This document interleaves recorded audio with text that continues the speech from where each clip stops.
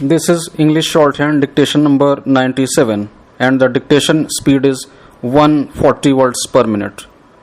Ready? Start. Honorable Speaker Sir, I thank you for giving me this opportunity to speak on these three historic codes. I strongly believe that these reforms will certainly transform the way the world looks at various labor issues in India. We are confident that these reforms would further push us upwards in ease of doing business in our country, help in attracting more FDI and attract companies who want to migrate, especially from China. Sir, codifying 44 labor laws into just 4 codes is a Herculean task, and I compliment the Honorable Labour Minister for this noteworthy contribution. I also compliment him for accepting as many as 175 recommendations made by the Standing Committee on Labour. The House must be aware that we had already passed one code on wages, and the remaining 3 are before the House for consideration and approval. It really pained me that as many as 10 labor unions in the country have gone to the International Labour Organization complaining against the Government of India. Their main contention is that without consulting these labor unions, the government has gone forward in framing these codes. But it is really unfortunate that we ourselves are taking our internal affairs to the international bodies without any rhyme or reason. If I remember correctly, I am saying this because I have been following these codes since their draft stage. There were as many as 9 tripartite consultations and 10 interministerial consultations on these codes. Many suggestions came from the public and others. I would like to express my views on each code. I will start with the Code on Social Security 2020. We have been waiting since a couple of decades to see this bill come up. There are 9 enactments on Social Security. A poor laborer does not know to which act he has to refer. If there is any issue, he has to run from pillar to post to get justice. But now, with all these 9 enactments amalgamating in one code, it becomes easy for each and every worker to refer to one single legislation for all his problems relating to the Social Security. So, it is really welcome. The second point of this code covers the gig workers and the platform workers. We have so far kept them outside as far as Social Security is concerned. Many of us are not aware of these gig workers and the platform workers. Clause 2 defines who constitute gig workers. A gig worker is a person who performs work or participates in work arrangements and earns some money which is outside the conventional employee-employer relationship. There are almost 1.5 million gig workers in the country working in delivery startups or as a driver partner in Ola, Uber, e-commerce companies, etc. The other new category of the workforce is the platform workers, which is defined under Section 2. The platform workers are those who are on the online platform to access organizations or individuals to provide specific services.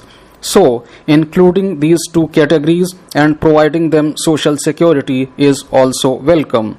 Here, one of the main problems is registration of workers. There are lakhs of workers who do not know about the benefits given by the Government of India. For example, under clause 114 of this bill, there are exclusive schemes for gig workers and platform workers, but unless and until they get registered, they cannot avail these benefits. So I suggest for consideration of the Honorable Minister to take up the registration of gig workers and platform workers on a mission mode, so that we can see all of them covered under the Social Security benefits. we have been talking about unemployment and how our GDP is getting low. We need to address the problem of unemployment. I would like to give you a fair example of how our government in Andhra Pradesh is tackling the system of unemployment under the pragmatic leadership of our Chief Minister. We have created a formula of village secretariat for every 50 households. We have set an all-time record and generated 4 lakh jobs in a span of 4 months. The next point I wish to make is relating to the constitution of the Board of Trustees of the EPFO. In clause 4, it is said that 15 members from state governments would be appointed by the central government. It means that it is up to the government of India to appoint whoever it wishes.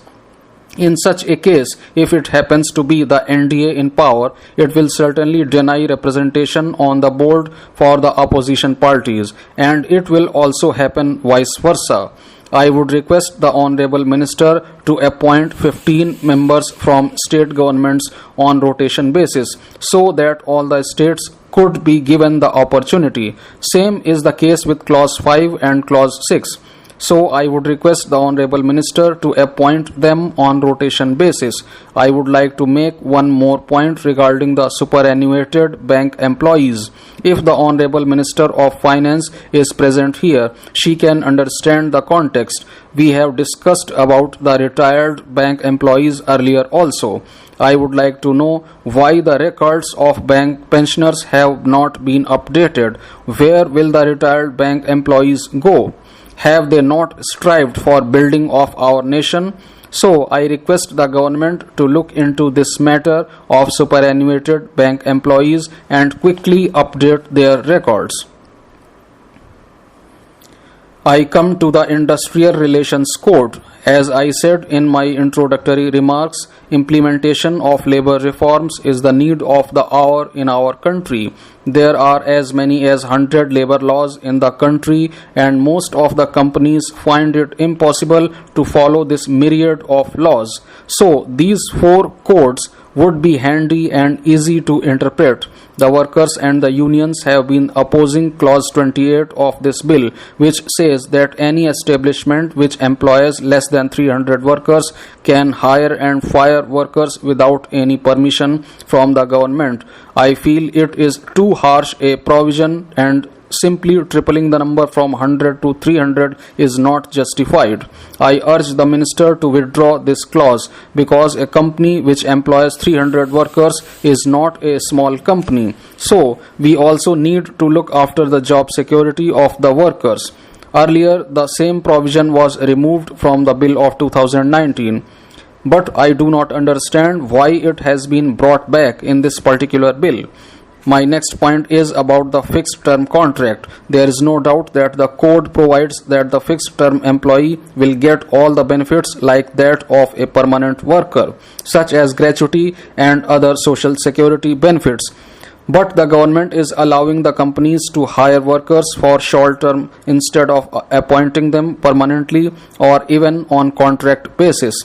The companies will hire people only during the season and fire them once the work is over. The companies mostly prefer to hire majority of their workers on contract basis. Moreover, in a country like India, which has a huge labor force, this will only add to the problems of the workers. When we fall into the same vicious cycle of unemployment, it will certainly lead to lower GDP also. I would like to give one more example here. Even in government undertakings like ONGC, employees like field operators, executives and paramedics are being appointed only on contract basis. So, I request the government of India to absorb them permanently in their organization. I would like to make a few points relating to Andhra Pradesh, and I would request the Honorable Minister to consider all these points and take appropriate action for resolution. There are only 38 ESI empaneled private hospitals in Andhra Pradesh. More private hospitals are needed to be empaneled. I would request the Honorable Minister to kindly share the present status of these hospitals which are to be started. Honorable Chairperson, Sir, in addition to being a member of this august House, I am also the Vice Chairman of the Amara Raja Group. We manufacture the Amaron brand of automotive and industrial batteries. We have been in the business for 30 years now. All our factories are in Chittoor district of Andhra Pradesh, where we employ more than 16,000 people, and all of them are in non-migratory jobs.